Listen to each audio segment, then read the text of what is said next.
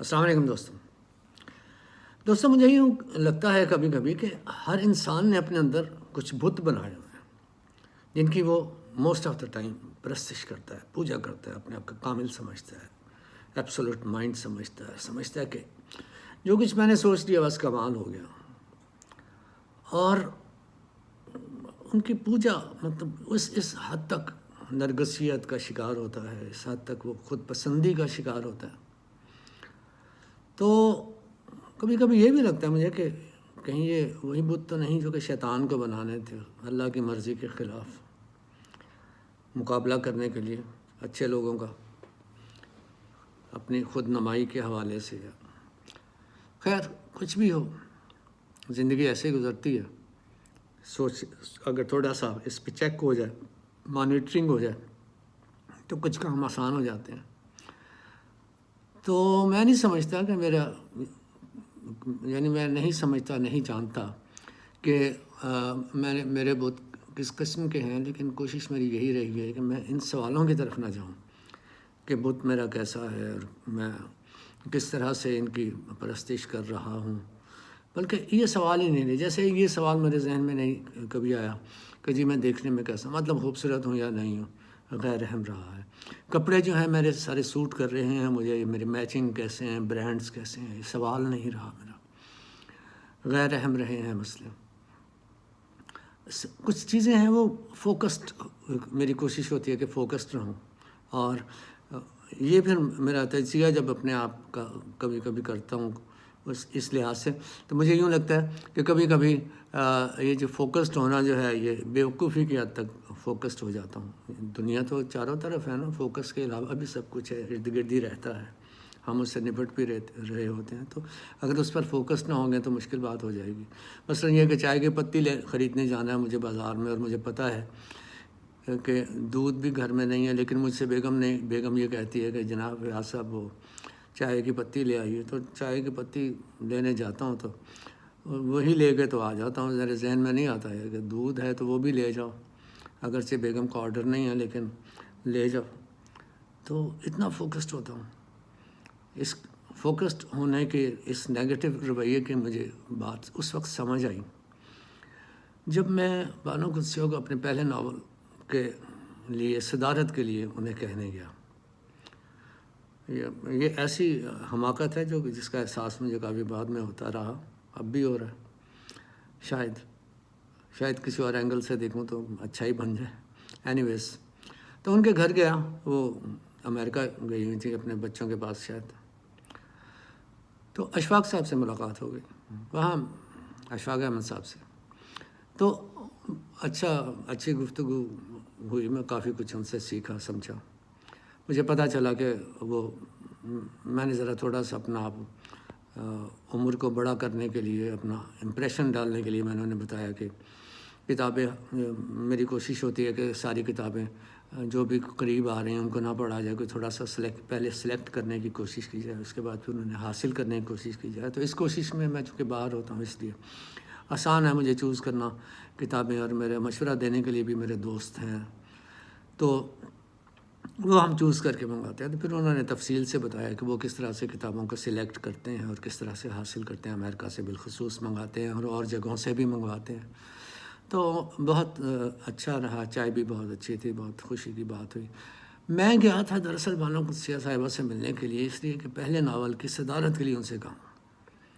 یہ تھا فوکسڈ میرا ایریا، کہ وہ مجھے صدارت کے لیے کہنا تھا تو وہ چائے کی پتی ہی لانی تھی، مجھے انہی کو کہنا تھا. وہ وہاں موجود نہیں تھیں، اور جو پروگرام تھا میرا کہ اس تاریخ تک کر دیں، اس کے بعد مجھے دوبارہ پردیس لوٹنا تھا. تو میں یہی سوچتا رہا کہ کس طرح اب تو نہیں کہا جا سکتا، تو کیا کروں، تو غلط بات ہو گئی، تو اب آگے کیا کروں. تو یہ ذہن میں نہیں آیا کہ اشفاق صاحب کوئی چھوٹا نام تو نہیں ہے. اب میں انہیں ذکر کر چکا، میں اس مقصد کے لیے آیا ہوں. شاید وہ اندر سے انتظار بھی کر رہے ہوں کہ میں ان سے کہوں، ریکویسٹ کروں کہ جی اس طرح سے صدارت کے لیے آئے. میرے ذہن میں اس لیے نہیں آیا کہ وہ بانو قدسیہ ناولسٹ تھی، تو وہ میرے ذہن میں نہیں آیا. تو یہ نہیں تھے، افسانے تھے وہ میرے ذہن میں زیادہ، یا کچھ لیکچرز تھے ان کے کچھ اس طرح. تو میں بس یہی سوچتا رہا، اور دیگر بات چیت کے ساتھ شکریہ وہ کرنے کے بعد، ان کا شکریہ ادا کرنے کے بعد، ان کی نشست سے محظوظ ہونے کے بعد ہاتھ جوڑ کر شکریہ کر کے واپس آ گیا. اور میں ہمت نہیں ہوئی مجھ سے، یا پھر خیال نہیں آیا، وہ فوکسڈ ایریا کی بات کر رہا ہوں، کہ میں انہیں ریکویسٹ کروں کہ جی صدارت آپ فرما لیجیے. اینی ویز ایک اور نام تھا، یعنی بانو قدسیہ تو نکل گئی، اشفاق صاحب بھی نکل گئے. بانو قدسیہ اس لیے کہ امریکہ میں تھیں، یہ اس لیے کہ میرے ذہن میں ہی نہیں آیا کہ ان سے، چونکہ میں سوچ کے نہیں گیا اس لیے ان سے نہیں کہا. تو کہا گیا تو انیس ناگی صاحب سے کہا گیا، کیونکہ انیس ناگی صاحب کی کتابوں سے بھی متاثر تھا، ان کے مطالعے سے بھی متاثر تھا، خاص طور پر فرانسیسی علوم جو انہوں نے پڑھ رکھے تھے وہ بھی میں اس سے امپریسڈ تھا کافی. اور ان کا ناول مجھے بڑا پسند آیا تھا، دیوار کے پیچھے، یہی تھا. تو ناولسٹ ہونے کی وجہ سے اب میری نظر ان پہ تھی کہ ان سے ریکویسٹ کی جائے کہ یہ صدارت کیجیے. اختر ہاشمی صاحب آرگنائز کر رہے تھے یہ ساتھ، قائم نقوی صاحب کی بھی کا بھی ان کا ساتھ تھا، اور ظفر صاحب وہ بھی. تو وہ میں ان سے ریکویسٹ کی، اور 4 بندے گئے ان سے ریکویسٹ کرنے کے لیے، وہ مان گئے. انہوں نے کہا اچھا بھائی ناول پڑھوں گا، ٹھیک ہے. تو ناول ہم انہیں دے آئے، انہوں نے یس کر دی، واپس آ گئے. ابھی کچھ دن، ظاہر ناول جب دیا جاتا ہے تو وہ وقت کا حساب رکھ کے کہ یہ فنکشن سے کافی دن پہلے دیا جاتا ہے، تو وہ دے دیا ناول. فنکشن کے دن قریب آئے تو ایسے کسی نے کہا کہ یار پوچھ لو ان سے کہ کوئی اور تو مصروفیت نہیں آ گئی. ہم نے کہا ٹھیک ہے جی، بات تو مشورہ تو درست ہے، بالکل. ہم چلے گئے، اور چلے گئے ساتھ، مطلب ساتھی بھی تھے، گواہ بھی تھے کہ وہ حامی بھر چکے ہیں، اور تسلی ہو جائے کہ ہاں واقعی بھر چکے ہیں. تو پروگرام کی اس کو جو بھی ترتیب ہے اس کو جاری رکھا جائے. سلام دعا کی، چائے پانی، بیٹھے، بات چیت ہوئی، اور تھوڑا سا موڈ خوشگوار نظر نہیں آیا. تو کہنے لگے بھائی میں تو آپ کے فنکشن کی صدارت نہیں کر سکتا، میں تو معذرت چاہوں گا. میں نے کہا سر خیریت؟ کہنے لگے جی میں ایگری نہیں کرتا آپ کے خیالات سے. اور حیرت کی بات یہ ہے کہ میں نے پہلے 19-20 صفحے ہیں جو، وہ تو میں نے سمجھ لیجیے کہ ایک ہی نشست میں پڑھے ہیں، اور اس احساس سے پڑھے ہیں کہ اگر آپ یہی ٹون برقرار رکھتے ہیں اور اسے پورا ناول اسی طرح سے لکھتے ہیں، اسی انداز میں، اسی ٹون میں، تو مجھے کہنا اچھا نہیں لگ رہا. لیکن انہوں نے کہا تھا کہ میں آپ کے پاؤں پڑ جاؤں گا.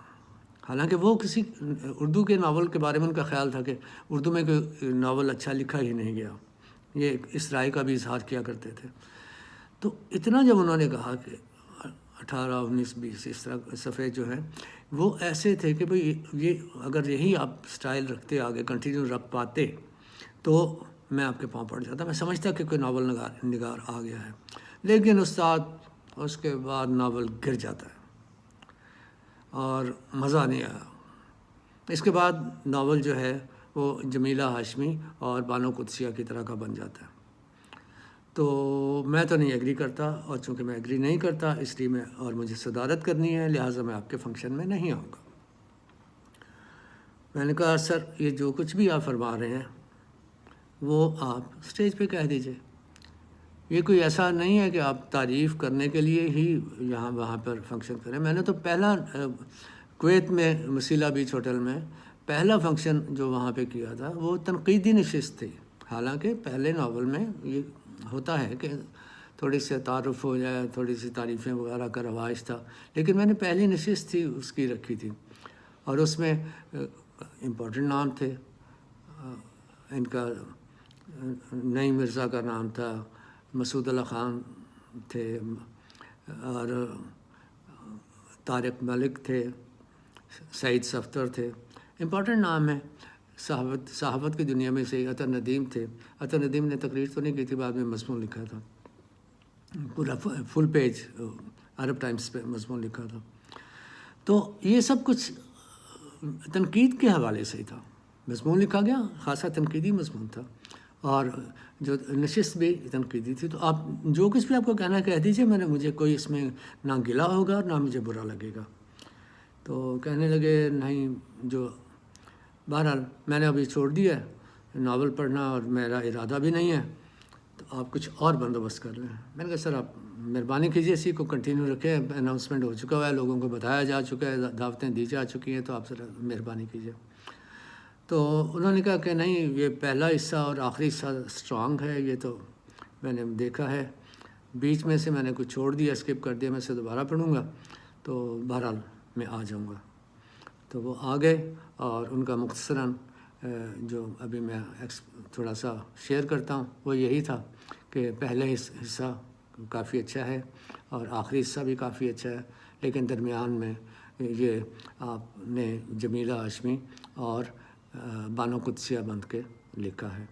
तो मुझे बहरहाल मजमूई तौर पे बहुत ज़्यादा पसंद नहीं आया, क्योंकि मैं उन ख़यालात से भी एग्री नहीं करता जो कि दरमियानी हिस्से में ख़ास तौर पर चाहे हुए हैं। तो बहरहाल मैं उनके ख़यालात से पूरी तरह एग्री करूं ना करूं, लेकिन उनका जो मशवरा था वो मैंने सुन लिया, और ये ज़ाहिर है कि तनकीद ऐसी होनी चाहिए और हमें सुनने का हौसला भी होना चाहिए। तो काफ़ी लुत्फ़ रहा। और अच्छा, एक बात और मेरी समझ में बड़ी, यानी मैं जैसे इस तरह छोटी छोटी बातों में फ़ोकस था। मेरा ख़्याल था कि अदब है, नावल है, तो नावल की बात ही होगी, वही लोग इकट्ठे होंगे।